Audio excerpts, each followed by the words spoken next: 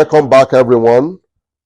This is the last module, module 5 of the personal leadership journey in a transformative roundtable conversation that we began some weeks ago. I think this is probably the 7th or 8th week that we are into this, because we missed a couple of weeks that we couldn't even do anything at all.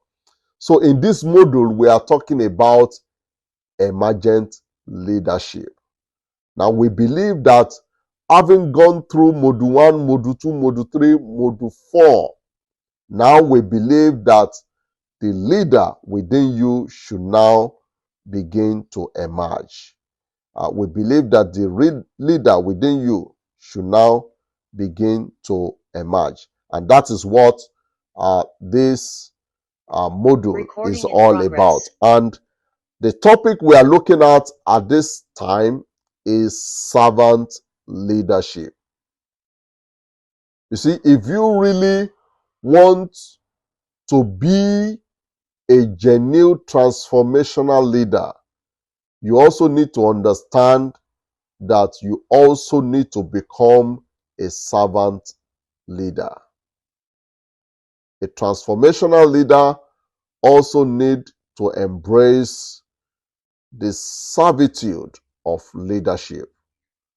You need to understand what it means to serve others, to put other people first before you put your own interests in the wider scope of things. So we are talking about emergent leadership, and we are specifically talking about servant leadership. And servant leadership is what I consider to be the art of true leadership. Any leader who does not have this servant attitude naturally dwelling within him or within her is not set to be called a genuine leader. Servant leadership, in my own opinion, is what I consider to be the true art of leadership. Is the true heart of leadership. Now we're going to talk about the greatest leadership question. What is the greatest leadership question of all time? I'm sure you are familiar with the disciples of Jesus while they were on a particular journey, and there was an argument and a conversation that arose among them. They began to ask themselves who among them should be the greatest. And I believe that debate, which they started off about 2,000 years ago, is still ranging even in our own contemporary society. It is what I consider to be the greatest leadership question of all time. Who is the greatest among you? That is the question that many people are asking. Many people have asked that question before now, and even in our own present generation, many people are still asking who should be the greatest. And that is why you naturally see people always wanting to become a leader of some sort, because in our instincts as human, we have this natural instinct to be leaders. But even though we have that instinct to be leaders, we must understand that to be a genuine leader, we have to embrace the servant aspect of leadership. Now, here is what I believe to be human conception around leadership. Just like I said, we are all born with an innate desire to be leaders of some sort. We all desire leadership. That is very correct. And there is no harm, there is no harm or any error in desiring to be a leader or desiring to ascend to a leadership position. There is nothing wrong with that. What is important is that when we have such desire, we have to ensure that our motives are always pure. We are not desiring to be leaders so that we can manipulate others. We are not desiring to be leaders so that we can suppress others. We are not desiring to be leaders so that we can oppress others.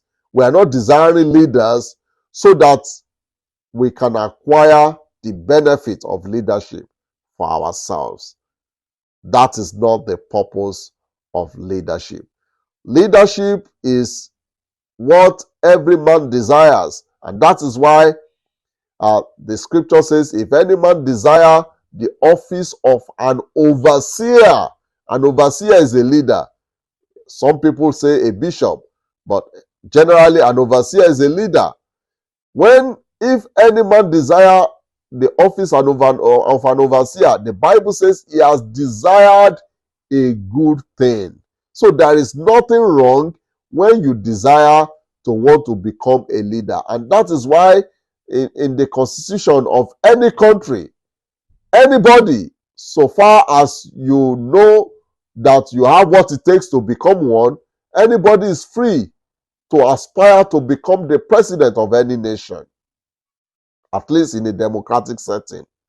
Anybody can aspire to become a leader, and that is the natural instinct that we all have around leadership. That is, we all want to become a leader of some sort, but which type of leader do you want to be? That is the question. What type of leader do you want to be?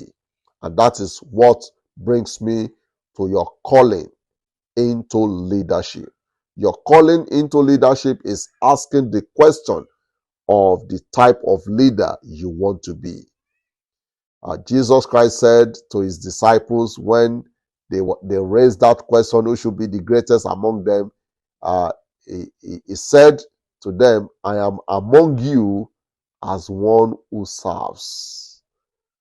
I am among you as one who serves. So leadership is not about who is the greatest. It is about who is serving more.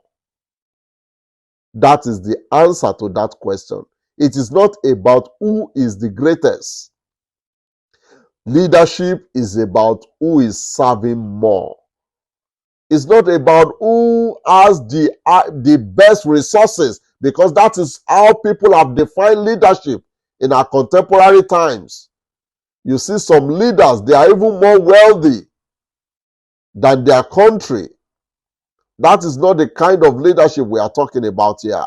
We are talking about a leader who is ready to stoop to serve, who is ready to bend down and wash the feet of the disciples. So the goal and philosophy of a servant leader is to serve others credibly. That is always your goal. That should be your philosophy. It is to serve others with credibility.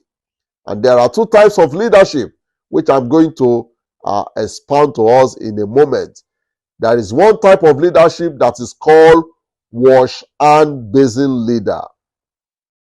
This theory was first of all propounded by John C. Maxwell, that highly revered leadership expert who is a mentor to me. He decided to clarify between these two types of leadership. Number one, the wash and basin leader. And who is the wash and basin leader? If you remember the story of Pilate in the Bible, when he was confronted with judging Jesus, whether he had committed an offense that should warrant him to die or not, and when he had finished investigating Jesus, he discovered that there was no wrong in Jesus. He discovered that Jesus has not committed any offense that should warrant for his death. But the people were saying that he should crucify him. You know what Pilate did? Pilate brought a basin of water and began to wash his hand. And he began to say, I have found no fault in this man. So I'm going to release him to you, and whatever you like, you can do with him. That is one type of leadership. And that is what John C. Maxwell called wash hand basin leader. And who is a wash hand basin leader? Is a selfish thinking leader. Is a leader who does not want to take responsibility. Is a leader who likes to push responsibility to other people. Is a leader who does not want to be he doesn't want to be bothered. He doesn't want to go through the hard job of taking the hard decision. He would rather push the responsibility to other people than for him to take the decision that will resolve the matter. A wash hand basin leader is a selfish thinking leader or a self-serving leader. Pilate was not washing the hand of Jesus. He wasn't washing the hand of the people. He was washing his hand, and as he was washing his hand, he was saying to the people, I have found no offense in this man, and I have washed my hand, and I absolve myself of every allegation that you people are bringing against him, and I hand him over to you. Whatever you want, you can do to him. That is a type of leader. Another type of leader, according to John C. Maxwell, is a feet-washing leader. Feet-washing leader. And that is what I call modeling of servant leadership in practice. Also, I would like to take you to the story of Jesus. When Jesus, on the night that he was going to be betrayed, he called his disciples and he got a basin of water, and then he asked them to begin to come, and he was washing their feet. Now remember, one was washing his hand. This one was washing the feet of the disciples. Remember, in those days, they have no other means of moving around other than to trek. They use their feet to trek to all over the places, except occasionally when they take donkeys or they ride on an animal, or when they are traveling by sea, they take a ship or thereabout. But usually when they go to even long distance places, they usually go by trekking. And you can imagine the kind of dust that some of these disciples must have accumulated on their feet. And Jesus, who in fact was the creator of these disciples, still he ignored his high position and decided to wash the feet of the disciples. That is another model of leadership, and it is what I call modeling servant leadership in practice. So I ask you the question again: what type of leader are you? Are you a wash hand basin leader who loves to serve himself and not serve people? Or are you a feet washing leader who loves to serve others by washing their feet? You remember Jesus Christ saying to them, I am among you as one who serves. And we can see him really doing that in reality. You know, it takes a great humility to bend down to wash the feet of people you know they are below you in standard. It takes a great humility. And this is what Jesus is trying to teach us, to become servant leaders. For you to really conquer your world, you need to learn how to become a servant leader. Now, so what is the purpose of leadership? It's so simple. The purpose of leadership is to enrich and enhance human progress. Nothing more, nothing less. The purpose of leadership is to enhance the progress and to enrich the progress of humanity, not what is in it for me as a benefit. I have heard of kings, I have heard of rulers, I have heard of leaders who are even more wealthy than their countries. Where did they get those resources? They stole it from the country. That is not the kind of leader we are teaching you to become in this school of transformational leadership. We are teaching you to become leaders who is genuinely interested in serving other people. My own opinion is that every genuine leader should be able to render service for the good of humanity without hoping to be paid in return. What can you do for your community without money? What are you willing to do to benefit the people in your community without any reward for money? That is what servant leadership is all about. It is committing your resources, committing your energy, committing your passion to ensure that humanity around you are experiencing progress in every way. Now I'm going to talk about the characteristics of a servant leadership. Anywhere you see somebody parading himself as a servant leader and you can't find these characteristics in their life, please know that such a leader is not a genuine servant leader. So what are the characteristics of a servant leader? Number one, a servant leader are active listeners. Servant leaders are active listeners. They are willing, they are ready to listen to what other people have to say. They are not always wanting it their own way. They are not always engrossed in doing it their own way. It's either you do it my way or you forget about it. That is not the attitude of a servant leader. A servant leader always pays attention to what other people has to say. That is the first quality or characteristics of a servant leader. Another quality of a servant leader or characteristics of a servant leader is that they show empathy towards others. They show empathy towards others. Now, I did not say they show sympathy.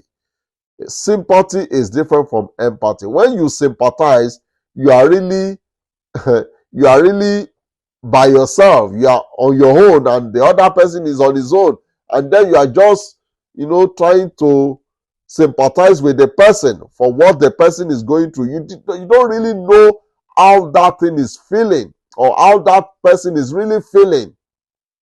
But when you empathize with somebody, you are not just consoling the person for what they are going through.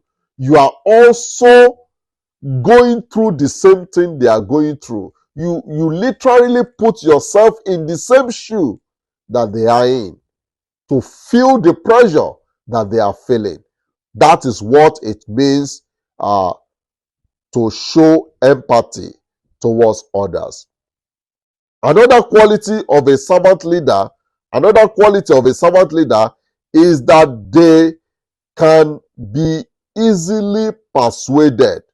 They can be easily persuaded. That is another quality of a servant leader. They are not always edgy. They don't always insist. They don't always insist in having it their own way. They are ready to seek opinion from different people, from different sources, to arrive at the best possible judgment of what to do. They are easily persuaded. That is another characteristic of a servant leader. Number 4, a servant leader excel in their leadership by communicating well with their team members. Communication is another powerful quality of a servant leader. They know how to communicate. They know how to inspire people into action. They know how to convince people into completing an assignment. They know how to say it, when to say it, what to say, that will motivate and mobilize their team members for an action. Number 5, another quality of a servant leader is that they demonstrate self and environmental awareness. They demonstrate self and environmental awareness. You know, a servant leader don't just, there are some leaders, they don't want you to know that they have weak points. But unfortunately for you, if you are a leader, the first thing your team members will notice around your life are your weakness. You may try to hide it. You may try to pretend as though those weaknesses are not there. But a genuine servant leader is not interested in hiding his weakness. He himself is self-aware of his weaknesses. So a servant leader is self-aware, and they also show environmental awareness. Number 6, a servant leader also encourage others by fostering teamwork and team building. That is number 6 quality of a servant leader. They encourage others by fostering teamwork and team building. A servant leader is not always interested in taking the shine all by himself. They believe in cooperating, in collaborating with other people. You see, life is too short to want to do it all by yourself alone. Life is too short to think you can achieve everything in life all by yourself. As a servant leader, you have to learn how to collaborate with others. It is in collaborating with others that dreams get fulfilled. It is in collaborating with others that dreams get fulfilled. So I want to encourage you, as you take these lessons, to desire and to work towards learning how to work with people. You see, if you don't know how to work with people, you will be limited in what you can achieve in life. John Maxwell will always say one is too insignificant to achieve great things. You need people around you to achieve success. You cannot do your vision all by yourself alone. You need people around you to support you. And that is what a great servant leader does. They foster teamwork and they also encourage team building. Number 7 is like it, but with a little emphasis. A servant leader also encourage or they demonstrate strong commitment towards the growth of team members. In other words, a servant leader always put the interest of growth and capacity of the team members as number 1 priority. As a servant leader, you are not just growing yourself, you are also building people around you. You are not growing yourself, but you are also building people around you. That is what a servant leader does. They enjoy building people around them. They enjoy unleashing the leadership potential in other people. And last but not the least, characteristics of a servant leader is that a servant leader demonstrates strong stewardship and accountability. I have seen some people who doesn't want to be accountable to anybody. You see, in life, you always have to be accountable to people. You are not just accountable to God. You are accountable to God, you are accountable to yourself, and you are also accountable to people. And one of the problems we have in Africa is that our leaders don't want to be accountable to us. They are not even accountable to God. They are not even accountable to themselves. They are just reckless in everything that they do. But if you want to be a celebrated servant leader, you have to demonstrate strong stewardship and also show accountability to people that you are leading. People, there must not be hidden things in your cupboard. There must not be skeleton in your cupboard. You must lay everything bare before them. Now we are going to talk about the preeminent principles of servant leadership. The preeminent principles of servant leadership. Now, so what are the preeminent principles of a servant leader? There are four main preeminent principles that guide the operation of a servant leader. And I'm going to mention them now. Number one, a servant leader encourages diversity of thinking. A servant leader encourages diversity of thinking. They are not just interested in hearing what they are wanting to hear. You know, there are some leaders, they only want to hear what they like to hear. When you begin to tell them something that is different from what they like to hear, there will be a problem. But a servant leader welcomes other people's idea. He welcomes other people's way of thinking. He likes to embrace the perspective and the lenses through which other people are viewing things. That is one preeminent principle about servant leadership. Another preeminent principle of servant leadership is that servant leadership creates a culture of trust.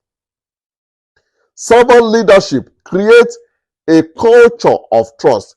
If your followers cannot trust you, then you are not a genuine servant leader. In fact, the reason why people trust you as a leader is because it's a testament that you are a servant leader. When followers trust you or when your team member trusts you, it is because people recognizes you as a genuine servant leader. Another preeminent principle of servant leadership, number 3, is that a servant leader possesses an unselfish thinking. He's not just looking for his own idea to be the idea to carry the day. He's not just looking for the idea that will suit his own purpose. He's not just looking for an idea that will suit his own intent and ideology. He possesses an unselfish thinking. He allows everybody to bring what they have to the table. That is another preeminent principle of a servant leadership. Now, the number 4th preeminent principle of a servant leadership is that a servant leader helps to develop leadership potential in other people. That is what they do. They help to develop leadership potentials in other people.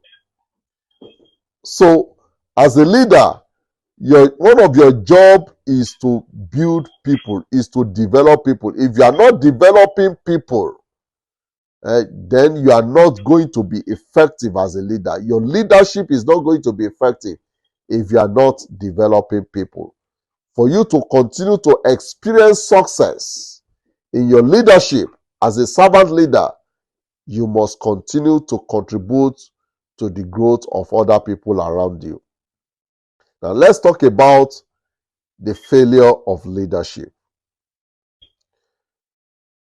Whenever you see the failure of leadership, then you know that at the base of that failure is the entitlement and inheritance mentality. When a leader begins to feel that he is entitled to be the leader or it is his own birthright to be a leader, then you will begin to see the failure of leadership. And that is why when you see people who have entitlement and inheritance mentality, when they eventually become leaders, they contribute next to zero to the development of the community that they are leading, or to the society, or to the organization that they are leading, because they believe that position is their right. They believe it is their birthright. So they don't feel any sense of contribution to that group or to that organization. And that is what I call,